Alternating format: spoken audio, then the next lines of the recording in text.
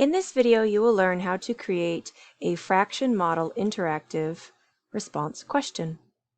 So we're going to click on fraction model. Here it says in your text editor, construct your fraction model prompt. Our prompt is going to be complete the model to show a fraction equivalent to 3/10. This question matches the primary objective of 4th grade. So I'm going to come up here and click primary standard, make sure it says grade 4 math, and it's going to be 4.2G, which is relate decimals to fractions.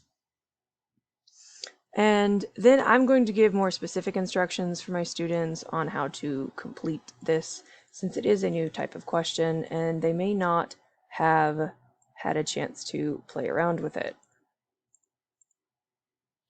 So the instructions are: select the correct number of equal parts in one whole for the figure, then select the number of parts that should be shaded. Once you do that, they're going to click Create Model, and it should give them the fraction model. So we're going to click Continue, and this pops up.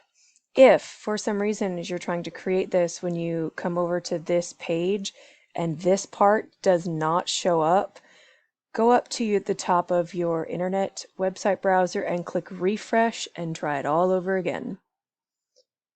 So we are going to use a circle, but you could also use a rectangle. So our question says complete the model to show a fraction equivalent to 3/10. So of course the total number is going to be 10, and the number of shaded parts is going to be 3. Since that is all we can do, because there is no other way to do grading for this question, it's either correct or incorrect, we're going to come down here and click Create, and we have our fraction model question. But we are also going to, as every good teacher does, check it first. So go to Online, click Preview Online Testing, and it will show what your students will see when the question turns to them. Congratulations, you have now successfully created a fraction interactive response question.